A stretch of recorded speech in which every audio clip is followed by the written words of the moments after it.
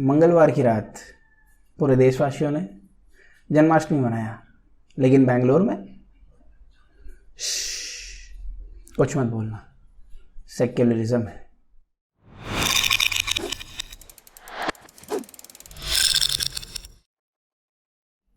मेरा नाम अनिकेत सिंह, मैं जमशेदपुर झारखंड से भगवान बिरसा मुंडा की धरती से संगम परिवार में आप सभी का स्वागत है।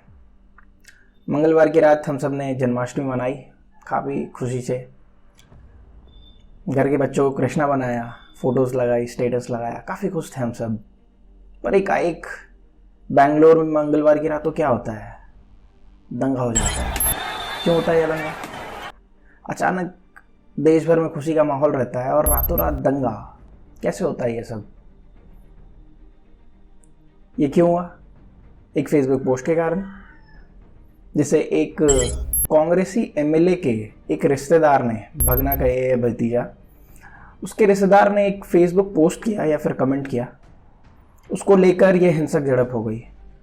एक समुदाय जो कि इस पोस्ट से भड़क जाता है और एकाएक रातों रात सड़क पर आकर आगजनी करता है। ये कहीं देखा देखा लग रहा है, सुना सुना लग रहा है या समझा समझा लग रहा है। कुछ दिनों पहले हुआ था ऐसा कुछ, भूल गए होंगे आप। दिल्ली याद है? दिल्ली दंगा। ऐसे ही हमें समझाया जा रहा था। पर अभी अगर आप चार्जशीट देखें दिल्ली दंगों की, तो ताहिर हुसैन, आम आदमी पार्टी लीडर, जो कि अब खुद कबूलनामा कर लेता है कि हाँ वो दंगा में वो मुख्य साजिश करता था, जिसके छत पे पेट्रोल बम की बोतलें, वो एक स्टैंड लगाए हुए गुलेल बनाई हुई जिससे एक पेट्रोल बम फेंका जा रहा था उसके छत से, तीन तल्ला छत या उससे भी ज़्यादा फ्लोर की छत थी उसकी। वैसे ही कुछ ये भी दंगा रहा है। इस दंगे के बारे में बात करते हैं। कैसे हुआ ये दंगा, क्यों हुआ? सुयोजित तरीके से, प्लान्ड। बेंगलोर में रातों रात दंगा कैसे भड़कता है? हज़ारों लोग रोड पर क्यों आ जाते हैं, कैसे आ जाते हैं? डीजे हल्ली इलाके में पूरे थाने को कैसे आग लगा दिया जाता है? आग लगाने के बाद उस एमएलए के घर तक लोग कैसे पहुंचते हैं? एमएलए के घर को तहस नहस कर देते हैं। क्या लगता है इतना आसान है? ये सब शुरू कैसे हुआ? एमएलए के एक रिश्तेदार ने एक फेसबुक पोस्ट लिखा, वो भी किसी ऐसे पोस्ट पे जो कि कहीं ना कहीं वो पोस्ट भी गलत था। उस पर उसने रिएक्ट किया या एक पोस्ट लिखा जो कि प्रॉफिट मोहम्मद, पैगंबर मोहम्मद को लेकर एक पोस्ट लिखा था, जिससे एक कम्युनिटी को इस बात का बुरा लगा या उन्हें हर्ट हुआ। उस चीज़ को लेकर ये मामला तूल पकड़ा। लोग सड़क पर आए, सड़क पर आने के बाद आगजनी हुई, तोड़फोड़ हुई, रॉड्स का इस्तेमाल किया गया गाड़ियों को तहस नहस करने में, पत्थरों का इस्तेमाल किया गया थाने को तोड़फोड़ करने में, एमएलए के घर के तोड़फोड़ करने में। अब आप ये समझिए, दिल्ली दंगा और बेंगलोर दंगा एक जैसा क्यों है? मैं क्यों इन दोनों के बारे में बात कर रहा हूँ? कैसे हो सकता है ये दोनों सेम? अब बताते हैं। ट्रम्प की विजिट थी दिल्ली में, तब एकाएक दिल्ली में दंगा होता है, लाखों लोग सड़कों पर आते हैं और उसमें क्या क्या नहीं होता है। मंदिरें फूंक दी जाती है, घरों को जला दिया जाता है। अंकित शर्मा, अगर आप नहीं भूले हो तो सही है, अगर आप भूल गए हो तो अपनी सोच पे थोड़ा सा तरस खाइए। अंकित शर्मा को रास्ते से उसके घर के समीप, उससे घर के पास उसे खींच कर ले जाकर एक नाले में उसे दबा दिया जाता है मारकर। सारा प्लान था। इकट्ठा होकर सड़क पर उतरते हैं बिना प्लानिंग के। आप अगर किसी चीज़ के लिए अगर सड़क से बाहर जाए, आप 200 लोग इकट्ठा नहीं कर पाएंगे। क्यों ही कर पाएंगे, कैसे कर पाएंगे? पर अगर ये सारी चीज़ प्लानिंग से चल रही हो तो बहुत आसान है। दिल्ली में ऐसा ही हुआ। दिल्ली वाली दंगा प्लानिंग से हुई। ये बेंगलोर दंगा भी इसी तरीके से है। 15 अगस्त आने को है, देश में माहौल बिगाड़ने के लिए कहीं ना कहीं कुछ ना कुछ करना तो था। तो ये एक मास्टर प्लानिंग है, वर्ल्ड वाइड प्लानिंग कह सकते हैं इसको, इंडिया के खिलाफ। कहीं ना कहीं एक छोटा छोटा कश्मीर पूरे इंडिया में पैदा करने की कोशिश है। कुछ दिनों पहले कश्मीर में ये हुआ करता था, आगजनी, पत्थरबाजी, अगर आप ना भूले हो तो। अभी कुछ दिनों से, 1 साल से कश्मीर काफ़ी शांत है, जब से 370 वहाँ से हटा दी गई है, आर्टिकल 35A।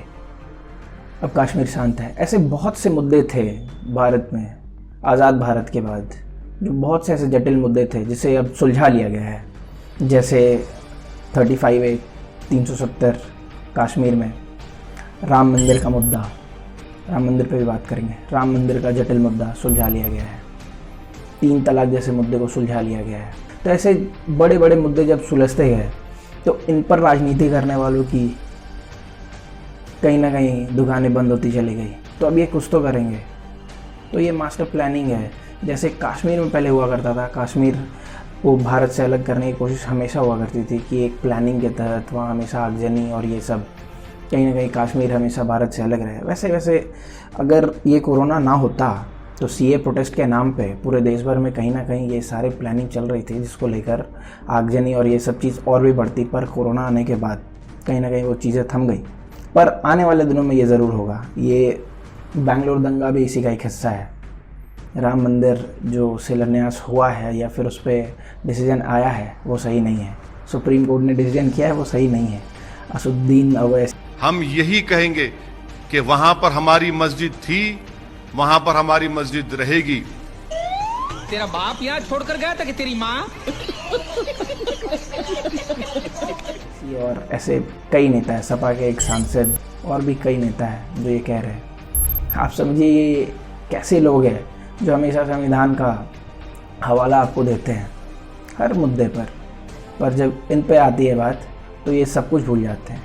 आप ये समझिए ना, जो दंगा हुआ वो एक फेसबुक पोस्ट का गुस्सा था जो कि शहर जलाकर निकाला गया।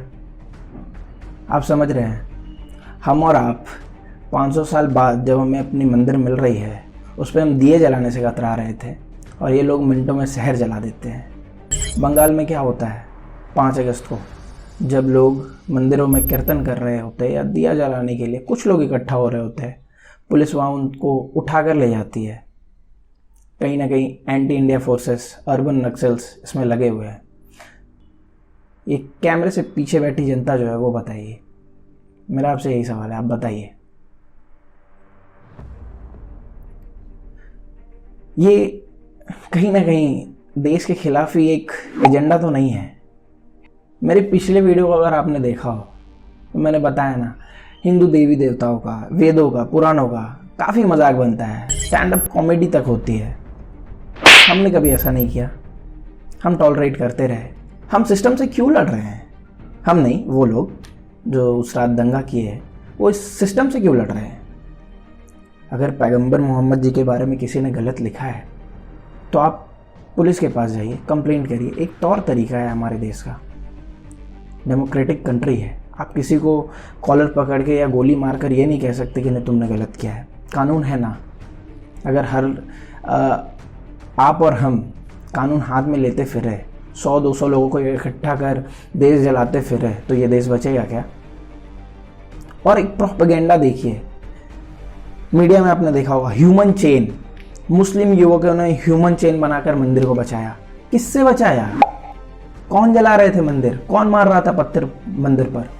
वो ह्यूमन चेन बनाकर। ये प्रोपेगेंडा। लोग ये नहीं बता रहे हैं कि रातों रात कितना दंगा भड़का, कितनी चीजें जला दी गई, कितनी प्रॉपर्टी को मतलब तहस नहस कर दिया गया, वो कोई नहीं बता रहा। सब ये बोल रहे हैं ये हमारे देश की लव एंड पीस की यूनिटी है कि ये लोग ह्यूमन चेन बना के इस मंदिर को बचा रहे थे। भाई मंदिर को जला कौन रहा था? आप ये मेंशन करते हैं कि मुस्लिम युवक ह्यूमन चेन बनाकर मंदिरों को बचाया। कौन लोग थे जो मंदिर पे अटैक कर रहे थे? ये तो बताइए। वहाँ आप नाम नहीं बताते। ये तो बताइए अल्लाह अकबर का नारा कौन लगा रहा था? मैं लगा रहा था? आप लगा रहे थे? कौन लगा रहा था? आप नाम बताएंगे? वहाँ आप नाम नहीं बताएंगे। ये देश एक है, एक रहेगा, और जो लोग ऐसा करेंगे उन्हें हम एक्सपोज करेंगे। बाकी जय हिंद, जय भारत।